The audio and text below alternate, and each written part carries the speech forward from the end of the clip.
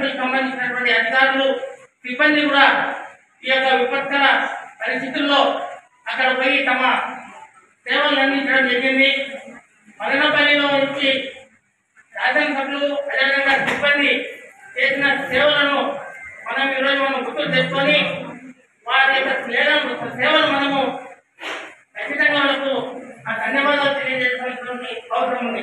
ఇంకోటి మేడం అధ్యక్ష, నాది 27వ వార్డులో కృష్ణారాటు ముందర ఉన్నటువంటి ఒక కాలువ, ఆ కాలువకు సంబంధించినటువంటి ఇబ్బంది వలన ఆ చుట్టుపక్కల ఉన్నటువంటి షాప్ హోల్డర్స్ కానీ రైతులు ముఖ్యంగా ఆ ముందర ఉన్న జడ్జి బంగ్లా ఉంది, జడ్జి కూడా అక్కడే దర్శనం చేస్తున్నారు కాబట్టి ఆ జడ్జి బంగ్లాలో కూడా నీళ్ళు వెళ్ళిపోయినటువంటి పరిస్థితుల్లో 3-4 సార్లు శాసనసభ్యుల వారు అక్కడికి వచ్చి ఆ సమస్య పైన స్పందించి వెంటనే ఆ కార్యక్రమాన్ని పునరుద్ధరిస్తామని అధికారులకు చెప్పడం జరిగింది.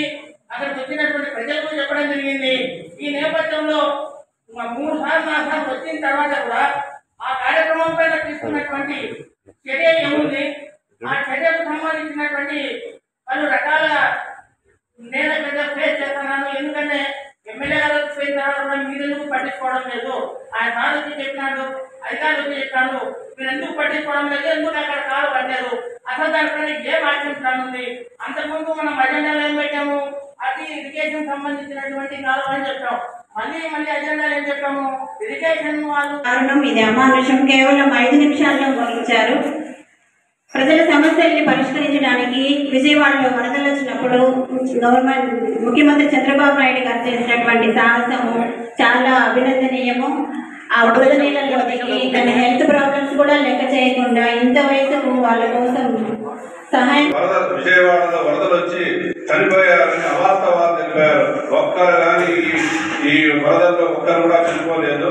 ప్రజలకు ఈ వైసీపీ ప్రభుత్వం అన్ని అబద్ధాలు చెప్పి మభ్యపెట్టుకుంటున్నారు. గౌరవనీయులైన ముఖ్యమంత్రి గారు నారా చంద్రబాబు నాయుడు గారు 10 రోజులు ఆహార్నిశలు నిద్ర ఆహారాలు మాని అక్కడే ఉండి ప్రజలకు అన్ని సౌకర్యాలు చేసిన ఘనత ప్రపంచంలో ఎవరు కానీ ఇంతవరకు డ్రోన్లు ఉపయోగించలేదు. డ్రోన్ల సహాయంతో ఆహారాన్ని అందించిన ఘనత మన ముఖ్యమంత్రి గౌరవనీయులు నారా చంద్రబాబు నాయుడు గారికే చెందుతుంది.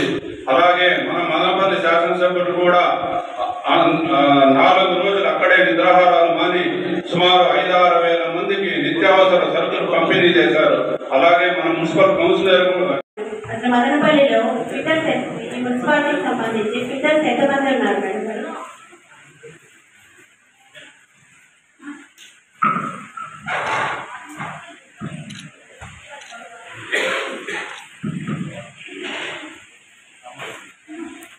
వారం లోపల ఈ రిపేర్ బోర్లు అసలు మున్సిపాలిటీ లోపల శివుడి విగ్రహం పక్కన ఒక బోర్ ఉంది. దాంట్లో నీళ్ళు ఉన్నాయా లేవా చూడాలి, కానీ దాంట్లో ఉన్నాయి. మోటార్ పెరిగితే వస్తుంది. ప్రజలకు సప్లై చేయడానికి బోర్లన్నీ రిపేర్లో ఉండగా కూడా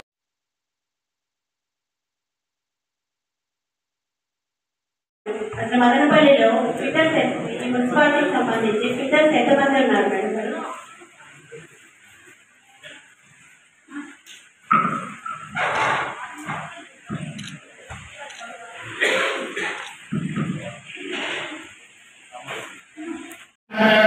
ఈ వేదిక ప్రజా సమస్య